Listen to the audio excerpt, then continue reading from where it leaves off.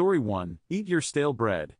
My husband 30 meters and I 28F have only been married for 3.5 months, but we've lived together in the past. In constantly picking up and cleaning up while he waits until the clutter gets to be too much.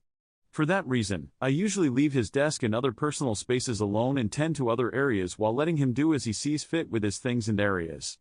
The only thing that bothers me is when he doesn't clean up after himself in the kitchen. He'll leave cereal boxes completely open sauce bottles on the counter, all of that. Most of the time, we have to toss the things he leaves out because our kitchen gets so hot we don't have central air and heat. Yesterday, he made a sandwich and left a newly bought pack of bread opened on the table. I brought it to him and made him put it up properly. However, last night I noticed he did it again. This time, I didn't do anything. I waited until this morning, when I knew it would be stale and inedible, and brought it to him again telling him I'd be buying my own bread and had better finish that pack and not touch mine. After arguing with me that it was still edible and realizing it actually wasn't after squeezing the pack of bread himself, he replied, "Well, I don't want to eat that."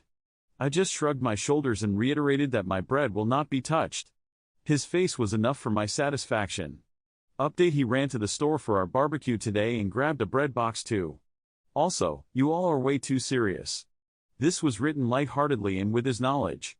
Shout out to the few who understood that. I'm gonna go make sure the newly bought bread is in the bread box now.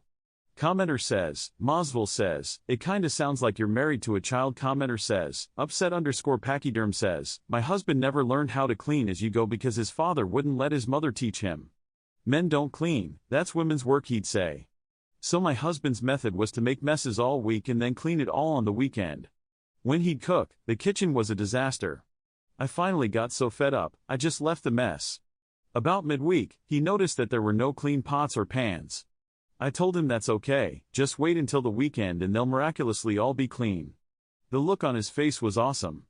After that, he'd still cover the kitchen in dirty pots and pans, but the next morning he'd wash them all. Never did get him tuned to clean as you go. Commenter says, Frangible Soul says, yeah. Mommy followed him around all his life. Picking up and cleaning up behind him. Story 2, Warm Pillows. For years our middle child has been teasing his younger siblings with his favorite saying. He would taunt them and say in an affected voice, may your pillow always be warm on both sides. They could never think of what to say back to him, and we didn't correct him as it seemed quite harmless. We have been having exceptionally warm weather, and the homes here do not have air conditioning and are built to retain the heat in cold winters. Cue a very hot and humid day and an even more humid and sticky night. Our youngest children had gone to bed hours earlier and were sound asleep. Our middle child went to bed and within 2 minutes was standing in our room, with a look of utter fury on his face, and a filled hot water bottle that he had found under his pillow. We don't know which sibling got their revenge, but it sure was petty. Commenter says, Flushing says, now that is beautiful. I hope you're proud, even if you're not sure who exactly to be proud of. I'd be giddy with it. Commenter says, Time Reindeer 7525 says, that is evil? Genius. Commenter says, Rebeccaster says, LOL, good on them. How hard was it to not laugh at middle child's fury?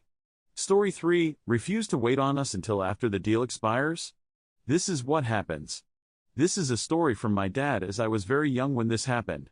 Once upon a time, many years ago, there was a Friendly's where we would frequently get breakfast. And back in that day, there was a deal available: you could get 2 pancakes, 2 sausages or strips of bacon, and 2 eggs for $2.22, so long as you were there before 1100 a.m. So we go with a large party to Friendly's and arrive at the empty restaurant before 1100 a.m. And then we wait. And wait. And wait some more. We are not waited on until after 1100, and so the staff refuses to give us the deal. We end up ordering the same things we'd get with the 2.22 deal, but because we weren't waited on until after the deal had expired, it cost much more. With a group of our size, we ended up with a sizable bill. I'm not sure of the exact amount, but it was over 100. Now, my dad was a waiter. He understands well the importance of tips and almost always tips generously. But not on this day, oh no.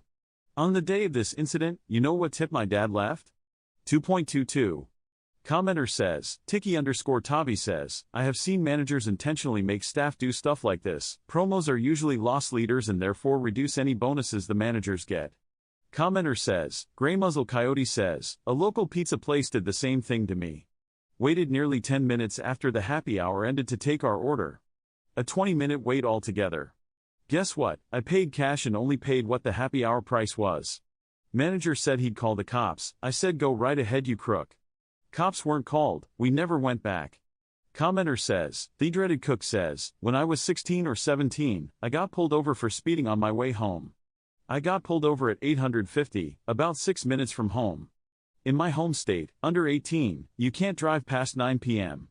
The cop waited until after 9, then wrote me a speeding ticket and another one for driving after 9. Story 4, kid on the roof. When I was about 7 we sublet a house from the original renter who lived in the garage. His lock was an outside padlock. After I heard him yelling at my mom I locked him in the garage's apartment. To really make a point I climbed on the roof, repeatedly stomped, yelling you can't get out. My mom came running out but let me go on for quite some time. She finally had me come down and got his padlock cut so he could leave. She told me she had the hardest time not laughing but had to give me some kind of punishment. My poor mom. This was the start of many crazy stunts I pulled as a girl and teen. Commenter says, Frangible Soul says, so who is currently locked in your garage, basement, or attic? Commenter says, Coder Joe 1 says, you started your kidnapping career young. Your mom must have been proud. Commenter says, G8 Road says, that's brilliant and a genius move from a little kid.